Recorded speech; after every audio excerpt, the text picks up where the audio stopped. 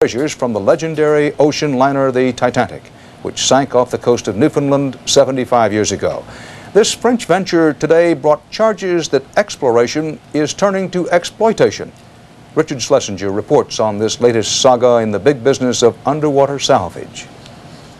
When a team of American oceanographers finally located the wreck of the Titanic, all they brought back was spectacular pictures. They decided to leave the wreck untouched as a memorial to the 1,500 people who went down with the ship. We felt it should be respected.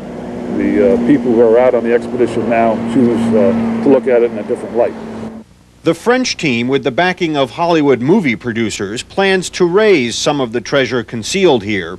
The mission is costing $2.25 million. We are not breaking the wreck, we are not moving any corpse if there is any. We are just going around the Titanic and maybe removing some artifacts. The French team collaborated with the Americans who first explored the Titanic, and the French insist whatever artifacts are raised will not be sold, but merely exhibited in a museum. The purpose of the mission, they say, is to test their technology. Advances in technology have made exotic recoveries possible, but it's the rising price of gold and silver that's made them so profitable.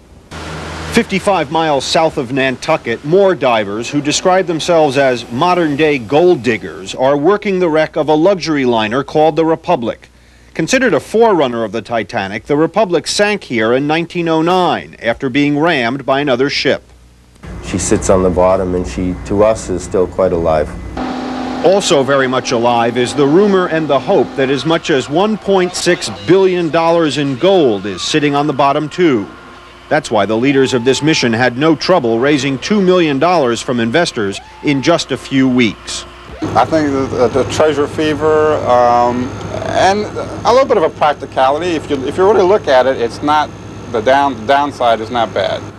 Even if the treasure of the Republic is worth 1/3 of what they hope, it could still make some people very wealthy. If we assume an average value of approximately $500 million, I would end up with approximately $140 million.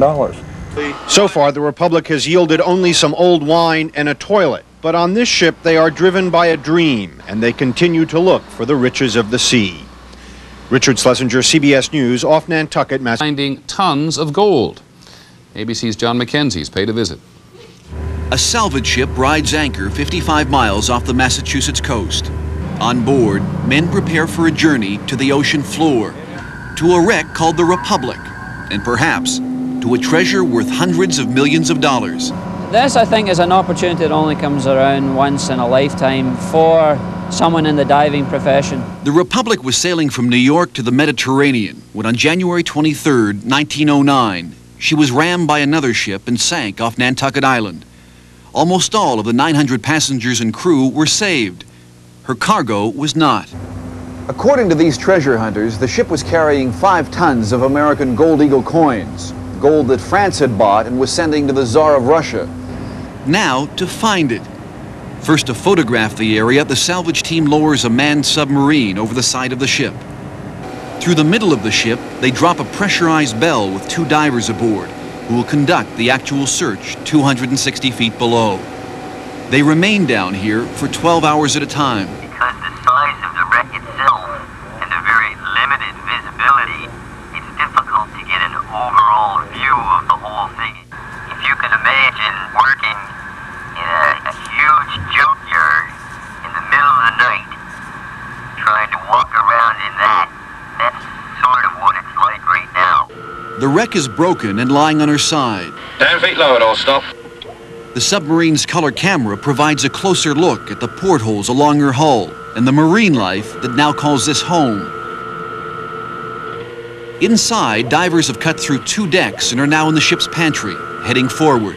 We are looking for wooden boxes with metal bands on them. That's apparently what the gold was transported in. They don't find gold today, but there in the silt, a diver comes across a reminder of those who were here last. He's got a pair of eyeglasses. Looks to be all there as well.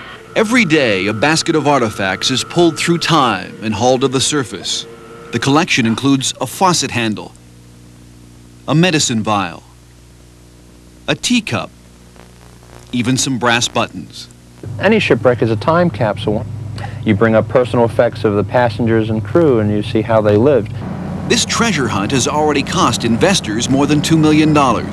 And the crew, who could earn up to $1 million each if the gold is found, is working for only half pay. You know, some days you just feel like checking it. You've been out here 6 weeks, you know, nothing's going right, and you just say, what the hell am I doing here? But for most of these men, this is as close to wealth as they've ever been. So they stay the course, working and waiting for the promise of tomorrow. John Mackenzie, ABC News, off the coast of Massachusetts. In our final segment.